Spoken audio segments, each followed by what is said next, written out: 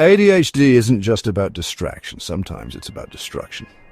Destruction that wears your own face, speaks with your own voice, and strikes while you're still forming a thought. Like the time I walked out of my job during lunch. No plan, no warning, just the weight of a single meeting that felt like a trap. By the time I realized I'd overreacted, my resignation was already sent. Impulse didn't ask for permission. It didn't even ask for clarity. It just acted, and I was left with the fallout. I used to think this made me reckless, weak, that maybe I was just built to ruin things I loved. Now I understand there's something inside me, not evil, just fast, not cruel, just loud. I call it impulse. You arrive before the sentence is finished, before the logic, before the should I. You don't knock, you burst in and shout now. You're the spark that gets credit when things go right and blame when they go wrong. You've made me charming in rooms where silence would have cost me. You've also made me blurt secrets I should have buried. Oscar Wilde once said, "I can resist everything except temptation, but this isn't about temptation. You're not dangling vices, you're yanking levers I didn't even know were wired to me. You're not the devil on my shoulder, you're the engine in my chest." Carl Jung said, "Everyone carries a shadow, and the less it is embodied in conscious life, the blacker and denser it is." That's you, my shadow with a steering wheel. Not because you're bad, but because I never turned around to look at you. People think ADHD is forgetfulness, fidgeting, restlessness. They don't see the regret, the 10-second delay between action and comprehension, the long drive home where I replay the moment I lost control, trying to rewrite a sentence that's already been spoken. Impulse, you are both my freedom and my cage. You make me leap, you make me lose. You say, trust me, but you never stay for the consequences. So I'm writing to you, not to punish you, but to finally face you, because I know now you're not going anywhere. And if I don't learn to walk beside you, you'll keep dragging me into fires I'll have to put out alone.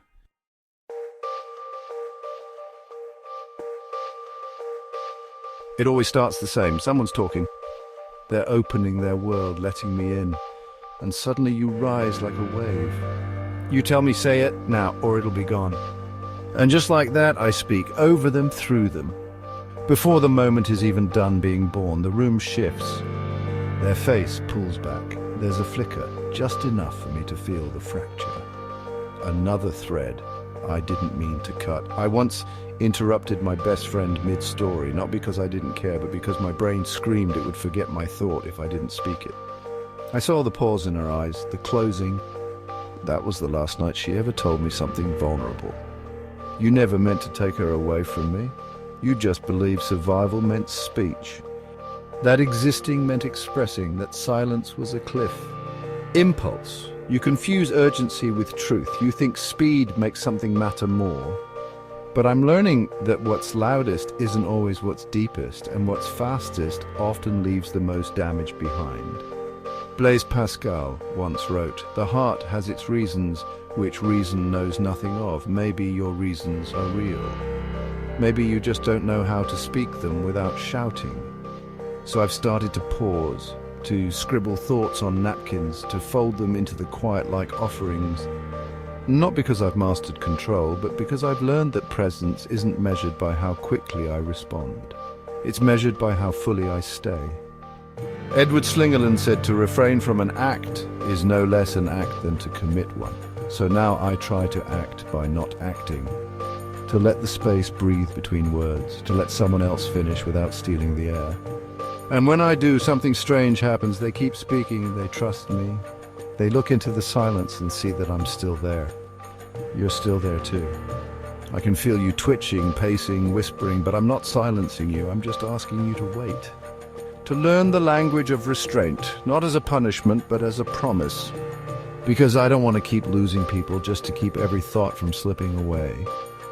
You made me believe that silence was the enemy, but sometimes silence is the thing that keeps me connected. And I need that more than I need to be heard.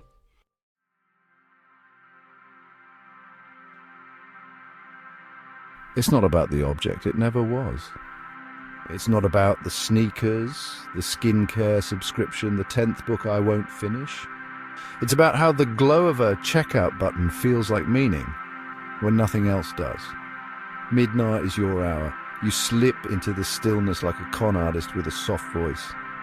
You don't demand anything loud, you just whisper, "Let's fix this ache." And so we scroll, not because we need something, but because we need to feel like something might change. You once convinced me to spend half a paycheck on a camera lens, told me I'd start that creative project, finally find purpose. The box arrived, I never even opened it. That lens sat untouched for 6 months, a $400 monument to a mood I couldn't name at the time. Not ambition, not clarity. Just the sharp, formless anxiety of a dopamine-starved mind. You made that impulse feel sacred. You turned loneliness into logistics and then disappeared before the crash. Gabor Mate once said that addiction isn't about the substance, it's about the pain. You're not just an urge, you're a message I keep misunderstanding. You wear costumes, boredom, fatigue, creativity. But underneath, you're always the same thing, a hunger not for things, but for relief. And I'm learning relief doesn't come in a box, peace isn't prime-shipped. Alan Watts said that every explicit duality is hiding a unity, so I look at you now and I see it. You are both desire and grief, hope and hollowness, the fire and the cold. Impulse, you used to run the show. Now I'm learning to wait. Just one day, 1 hour, one breath. To write instead of reach, to feel the hunger without feeding it lies. And you still come at night, but I greet you like an old friend who taught me something important, then overstayed their welcome. Now I sit with you in silence and let the ache speak. And most nights, that's enough.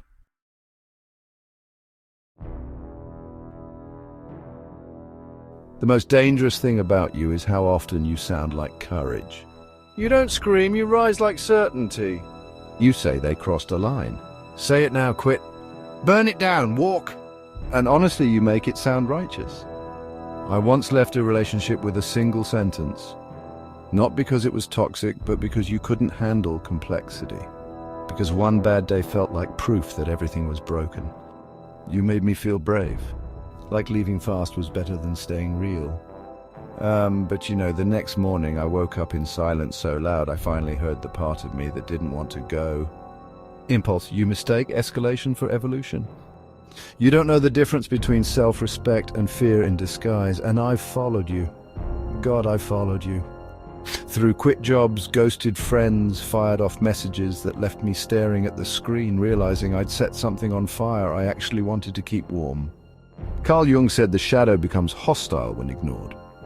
You're the shadow I kept mistaking for instinct. And every time I gave you control, I called the wreckage authenticity. But truth without kindness isn't brave. It's just cruelty with a mirror. You've helped me walk away when I needed to, but you've also taught me to run when I needed to stay. And I've paid for that. In regret, in shame. In rebuilding what didn't need to be broken. Brené Brown says regret is the birthplace of empathy. And for once, I believe her. I'm learning to regret without self-erasing. To feel the urge without obeying it. To sit in the discomfort without letting it define me. Impulse, you don't get to be the narrator anymore. You can ride in the car, but I'm driving now.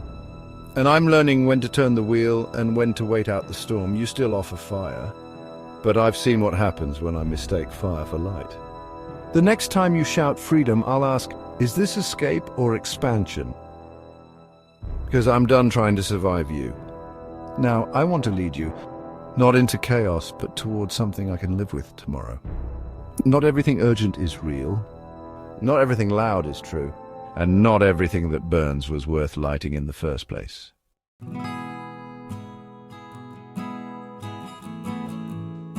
For most of my life, I thought you were the enemy, a saboteur in disguise. A ghost that haunted me in public and humiliated me in private. I blamed you for everything I didn't understand about myself. You made me say too much, leave too soon, want too hard. You turned quiet moments into exit signs. And when things got good, really good, you made it unbearable to stay. But I was wrong about you. You're not here to ruin me. You were trying to protect me from being ignored, from being stuck, from the creeping sense that stillness might mean being forgotten. I see it now. You're the child I once was, small, reactive, desperate to feel in control of a world that didn't explain its rules. And when no one taught you how to wait, you decided waiting was weakness, so you ran. You ran from boredom, from silence, from vulnerability. And I followed you, thinking you were strength, but you were fear, loud, fast, well-dressed fear. I once left a relationship without a conversation, just a goodbye text. I couldn't bear the tension, so you told me it was liberation, and I believed you, until the loneliness came. And I had no one left to blame but myself.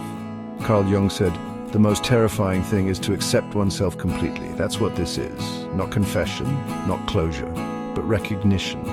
You're not some alien force in my head. You are me, unintegrated. Me before I learned how to pause. I won't exile you anymore, but I won't obey you either. Now when you rise, I'll listen, but I'll also ask, what's underneath this urge? And sometimes the answer is simple.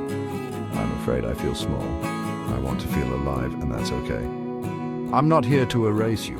I'm here to parent you. To remind you that not every spike in emotion needs a reaction. Not every discomfort needs a declaration. You are still the spark, but I'm the firekeeper now. You may knock, but I will open the door only when we're both ready to walk out of it together.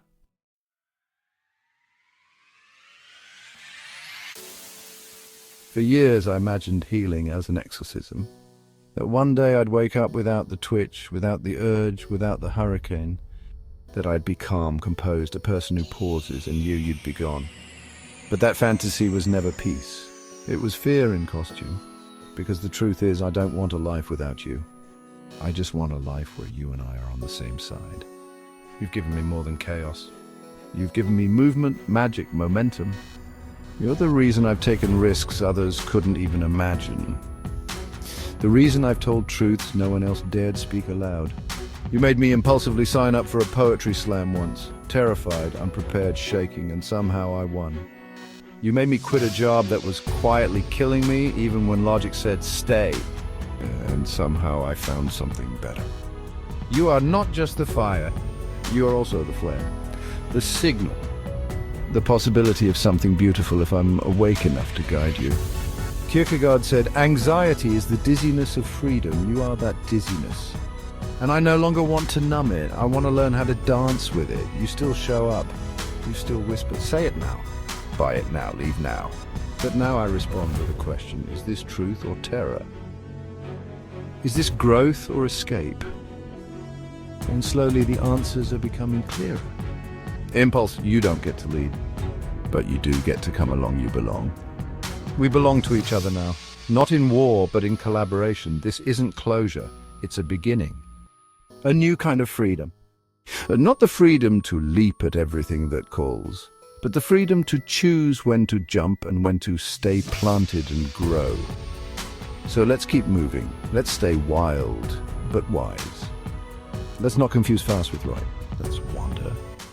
But this time, let's wander wisely.